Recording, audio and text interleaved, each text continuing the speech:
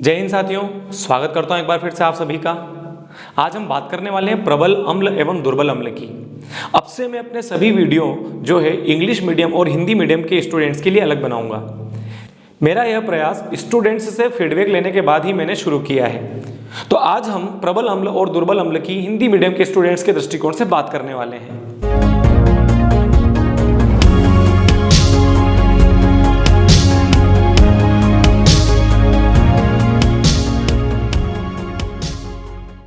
आपको ध्यान होगा जो हमारा पिछला वीडियो था जिसमें हमने पीएच कॉन्सेप्ट की बात की थी, उसमें हमने हाइड्रोजन आयन की सांद्रता जो होती है उसको और पीएच पैमाने को लेकर बात की थी। हमने वहां बात की थी कि यदि कोई पदार्थ ऐसा है जिसका पीएच मान 7 से कम होता है तो हम उसे अम्ल कहते हैं, जबकि 7 से अधिक पीएच मान वाले पदार्थों को हम क्षार कहते हैं। वहीं 7 पीएच मान वाले जो पदार्थ होते हैं उन्हें हम उदासीन कहते हैं। लेकिन आज हम बात करेंगे कि 7 से कम पीएच मान वाले जो पदार्थ होते हैं जिन्हें हम अम्ल कहते हैं, क्या उनमें भी कोई अंतर होता है? क्या उनके द्वारा हाइड्रोजन आयन प्रदान करने की शक्ति अलग अलग होती है? और साथ ही क्या उनके द्वारा प्रदान किए जाने वाले हाइड्रोजन आयन की जो मात्रा होती है क्या उसमें भी अंतर होता है? तो चलिए इन्हीं सब चीजों को समेटते हुए आज हम 3 प्रश्नों को, यानी प्रबल अम्ल क्या होते हैं उदाहरण लिखिए, दुर्बल अम्ल क्या होता है उदाहरण लिखिए, और साथ में प्रबल अम्ल एवं दुर्बल अम्ल का जो अंतर होता है उस वाले प्रश्नों को भी कवर करेंगे। तो शुरू करते हैं आज का टॉपिक प्रबल अम्ल एवं दुर्बल अम्ल। जब हमने पिछले वीडियो में पीएच और हाइड्रोजन आयन की मात्रा की बात की थी तब हमने कहा था अम्ल ऐसे पदार्थ होते हैं जो कि क्या करते हैं, हाइड्रोजन आयन की जो मात्रा या सांद्रता होती है वो बहुत ज़्यादा रखते हैं। यानी चाहे अम्ल प्रबल हो या दुर्बल, इनमें हाइड्रोजन आयन की जो सांद्रता होती है वो क्षार की तुलना में ज़्यादा होती है। लेकिन जब हम केवल अम्ल की बात करते हैं तब हमारे पास अम्ल की 2 ऐसी श्रेणियां आ जाती हैं जहां पर हाइड्रोजन आयन प्रदान करने की जो मात्रा होती है, उनकी जो शक्ति होती है उसमें अंतर होता है। यदि हम नाम पर जाएं तो प्रबल का अर्थ होता है शक्तिशाली, जबकि दुर्बल का अर्थ होता है कमजोर। यानी ऐसे अम्ल जो बहुत ज्यादा शक्ति के साथ हाइड्रोजन आयन प्रदान करने की क्षमता रखते हैं। कहां पर? जलीय विलयन में। तो जलीय विलयन में बहुत तेजी के साथ, बहुत शक्ति के साथ हाइड्रोजन आयन प्रदान करने की कोई क्षमता रखता है तो ऐसे अम्ल को हम प्रबल अम्ल कहते हैं। जबकि इसके विपरीत हाइड्रोजन आयन प्रदान तो करते हैं लेकिन उतनी शक्ति के साथ वो हाइड्रोजन आयन प्रदान नहीं कर पाते अपने जलीय विलयन में। तो ऐसे अम्ल जो अपने जलीय विलयन में धीमे गति से हाइड्रोजन आयन प्रदान करते हैं उन्हें हम कहते हैं दुर्बल अम्ल। और न केवल इनके द्वारा प्रदान किए जाने वाले हाइड्रोजन आयन की गति धीमी होती है बल्कि उनकी मात्रा भी बहुत कम होती है जब हम इनकी तुलना करते हैं प्रबल अम्ल से। तो प्रबल अम्ल क्या करते हैं? प्रबल अम्ल ऐसे अम्ल होते हैं जो हाइड्रोजन आयन बहुत तेज गति से प्रदान करते हैं। कहां पर? जब हम बात कर रहे होते हैं इनके जलीय विलयन की। यानी अम्ल अपने जलीय विलयन में यदि हाइड्रोजन आयन तेज गति से देते हैं तब हम कहेंगे कि वो अम्ल जो है वो प्रबल अम्ल होगा। जबकि इसके विपरीत यदि कोई ऐसा अम्ल है जो हाइड्रोजन आयन कहां पर? जलीय विलयन में। जब कोई अम्ल जलीय विलयन में हाइड्रोजन आयन धीमी गति से, यानी धीरे धीरे जो है वो हाइड्रोजन आयन प्रदान करता है तब हम उसे दुर्बल अम्ल कहते हैं। न केवल हाइड्रोजन आयन प्रदान करने की गति में अंतर होता है बल्कि इनके द्वारा प्रदान किए गए हाइड्रोजन आयन की जो मात्रा होती है, जो संख्या होती है उसमें भी अंतर होता है। प्रबल अम्ल अपने जलीय विलयन में अधिक मात्रा में हाइड्रोजन आयन प्रदान करते हैं, जबकि दुर्बल अम्ल अपने जलीय विलयन में H+ आयन यानी हाइड्रोजन आयन जो है वो कम मात्रा में प्रदान करते हैं प्रबल अम्ल की तुलना में। हाइड्रोजन आयन की मात्रा प्रदान करने का ये जो अंतर है इसके पीछे का कारण है प्रबल अम्ल और दुर्बल अम्ल जो होते हैं उनके आयन में विभक्त होने की क्षमता। यदि हम बात करें प्रबल अम्ल की तो उदाहरण ले लेते हैं जैसे कि H2SO4। वहीं पर यदि हम बात करें दुर्बल अम्ल की तो इसका सबसे अच्छा उदाहरण है एसिटिक अम्ल यानी CH3COOH। तो जहां तक H2SO4 की बात है तो क्या होता है कि जब हम इसको जल में मिलाते हैं, यानी जब हम इसके जलीय विलयन की बात कर रहे होते हैं तब H2SO4 अपने हाइड्रोजन आयन और सल्फेट आयन में बहुत तेजी से जो है वो टूटने लगता है। यानी जब हम H2SO4 की बात कर रहे हैं तो H2SO4 जल में मिलाने पर अपने धन आयन और ऋण आयन यानी हाइड्रोजन आयन और सल्फेट आयन में बहुत तेजी से विभक्त होता है, और न केवल तेजी से विभक्त होता है, तेजी से अलग होता है, बल्कि साथ में क्या होता है, ये H2SO4 या सल्फ्यूरिक अम्ल जो है वो पूरी तरह से अपने आयनों में विभक्त हो जाता है। अब यदि जितने भी अणु हमने सल्फ्यूरिक अम्ल के लिए हैं किसी जलीय विलयन में, यदि वे सबके सब जो अणु हैं उस अम्ल के यदि वे टूट जाते हैं तो इसका परिणाम क्या निकलेगा, जो हाइड्रोजन आयन होगी उसकी मात्रा बहुत ज़्यादा होगी उस जलीय विलयन में। वहीं हम जब दुर्बल अम्ल जैसे कि एसिटिक अम्ल की बात करते हैं तो वहाँ क्या होता है, यह अपने आयनों में यानी H+ आयन अलग हो जाएगा और ये वाला हिस्सा जो है ऋण आयन वाला ये अलग हो जाएगा। लेकिन ये सभी के सभी एसिटिक अम्ल जो उस जलीय विलयन में हम ले रहे हैं वहाँ पर पूर्ण रूप से विभक्त नहीं हो पाते हैं। इसे हम एक उदाहरण से समझ लेते हैं। मान लेते हैं हमने 2 बीकर में पानी ले लिया, एक में हमने मिला दिया सल्फ्यूरिक अम्ल और एक में हमने मिला दिया एसिटिक अम्ल। यानी एक बीकर में हम पानी के साथ मिला रहे हैं प्रबल अम्ल को और एक बीकर में हम मिला रहे हैं दुर्बल अम्ल को, और दोनों के अणुओं की संख्या हम मान लेते हैं हमने 100 ले ली है। यानी 100 अणु ले लिए सल्फ्यूरिक अम्ल के और 100 अणु ले लिए एसिटिक अम्ल के। तो जलीय विलयन के अंदर क्या होगा, हो सकता है सल्फ्यूरिक अम्ल के जो 100 अणु हैं वह सबके सब अपने आयनों में विभक्त हो जाए, लेकिन जो एसिटिक अम्ल है उसके बहुत कम अणु, हो सकता है 10 अणु, हो सकता है 20 या 30, यानी कि एसिटिक अम्ल के सभी अणु जलीय विलयन में अलग नहीं हो पाएंगे।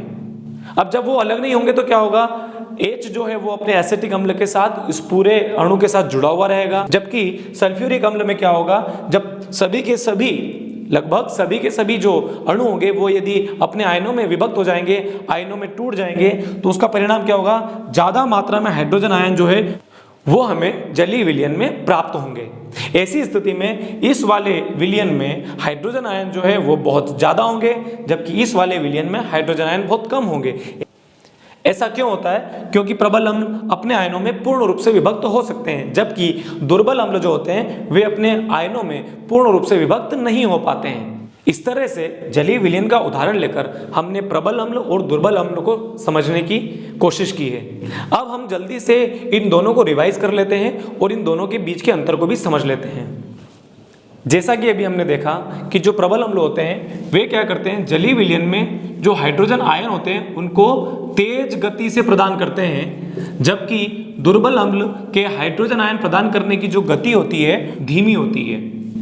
इसके बाद हमने देखा था कि जो प्रबल अम्ल होते हैं वे क्या करते हैं, न केवल तेज गति से हाइड्रोजन आयन प्रदान करते हैं, बल्कि उनके द्वारा प्रदान किए जाने वाले जो हाइड्रोजन आयन होते हैं कहाँ, जलीय विलयन में, वो बहुत अधिक होते हैं। अर्थात प्रबल अम्ल अपने जलीय विलयन में हाइड्रोजन आयन जो है वो अधिक मात्रा में उत्पन्न करते हैं, जबकि दुर्बल अम्ल हाइड्रोजन आयन कम मात्रा में प्रदान करते हैं। और इसके पीछे का जो कारण था वो क्या था, उसे हम तीसरा अंतर मान लेते हैं कि प्रबल अम्ल जो है वो पूर्ण रूप से अपने आयनों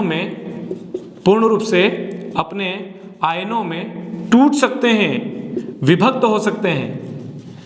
ऐसा जरूरी नहीं है कि वे सभी जो है अपने आयनों में विभक्त होंगे, लेकिन वो ऐसा कर सकते हैं। उनकी अधिक से अधिक मात्रा जो है वो अपने आयनों में विभक्त हो जाती है, जबकि दुर्बल अम्ल अपने आयनों में पूर्ण रूप से विभक्त नहीं होते हैं, यानी उनकी कम मात्रा ही जो है वो आयनों में विभक्त हो पाती है जब हम उन्हें जल में घोलते हैं। इसके अलावा पीएच पैमाने के आधार पर भी हम इनमें एक अंतर जो है वो स्पष्ट कर सकते हैं, वो ये कि प्रबल अम्ल जो है उनका पीएच मान 0 से लेकर 3 होता है, यानी प्रबल अम्ल 3 से कम पीएच मान वाले होते हैं, जबकि दुर्बल अम्ल जो होते हैं उनका पीएच मान जो है वो 3 से ज़्यादा होता है और 7 से कम होता है। यानी कि 0 से लेकर 3 पीएच मान वाले अम्ल कहलाएंगे प्रबल अम्ल, जबकि 3 से लेकर 7 तक यानी 7 से कम पीएच मान वाले जो अम्ल होते हैं वो होते हैं दुर्बल अम्ल। जहाँ तक इनके उदाहरण की बात है तो जो प्रबल अम्ल है इनके सबसे अच्छे उदाहरण हैं H2SO4 यानी सल्फ्यूरिक अम्ल, HCl यानी कि हाइड्रोक्लोरिक अम्ल, और तीसरा अम्ल जो है वो है HNO3 यानी कि नाइट्रिक अम्ल। ये तीनों ही खनिज अम्ल भी कहलाते हैं और ये तीनों ही अकार्बनिक अम्ल या खनिज अम्ल जो होते हैं ये बढ़िया उदाहरण है प्रबल अम्ल के। वहीं यदि हम दुर्बल अम्ल की बात करें तो एसेटिक अम्ल जो है वो इसका एक अच्छा उदाहरण है। इसके अलावा जो अन्य कार्बनिक अम्ल होते हैं जैसे कि फॉर्मिक अम्ल हो गया, उसके अलावा ऑक्जेलिक अम्ल हो गया, ये भी अच्छे उदाहरण हैं किसके, दुर्बल अम्ल के। इस तरह से हमने इन बिंदुओं को लेकर प्रबल अम्ल और दुर्बल अम्ल के बीच के अंतर को भी स्पष्ट कर लिया। इससे पहले कि हम अपने इस वीडियो को समाप्त करें, एक कन्फ्यूज़न जो है उसको हम दूर कर लेते हैं। और वो कन्फ्यूज़न होता है कि हमारे सामने कुछ एग्जाम्पल्स लिखे जाते हैं और हमें कहा जाता है कि इनमें से आप छांटिए कि कौन सा प्रबल अम्ल है और कौन सा दुर्बल अम्ल है। यदि अब जो हमने अभी 6 अम्लों के नाम लिखे थे, यदि वे सीधे सीधे पूछ लिए जाते हैं तो दिक्कत नहीं है, लेकिन कन्फ्यूज़न को क्रिएट करने के लिए इस तरह से भी क्वेश्चन पूछा जा सकता है। फॉर एग्जाम्पल HNO3 और HNO2, हमें क्या लगता है कि ये दोनों एक जैसे लग रहे हैं, इसका तात्पर्य है कि दोनों ही जो है वो एक ही प्रकार के प्रबल अम्ल होंगे। एक और उदाहरण हम ले लेते हैं। एक है हमारे पास H2SO4 और एक होता है H2SO3। पहले हम इनके नामों की बात कर लेते हैं। जो HNO3 है वो कहलाता है नाइट्रिक अम्ल, जबकि HNO2 जो है वो कहलाता है नाइट्रस अम्ल। वहीं जो H2SO4 है वो है सल्फ्यूरिक अम्ल, जबकि H2SO3 जो है वो है सल्फ्यूरस अम्ल। HNO3 है नाइट्रिक अम्ल, H2SO4 है सल्फ्यूरिक अम्ल, HNO2 है नाइट्रस अम्ल, H2SO3 है सल्फ्यूरस अम्ल।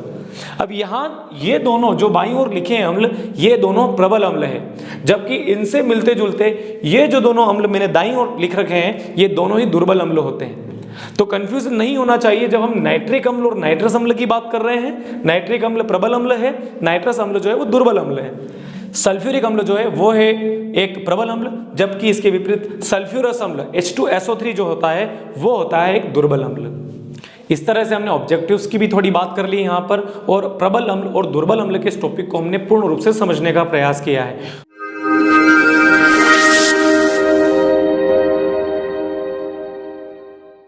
उम्मीद करता हूँ ये टॉपिक आपको समझ में आया होगा।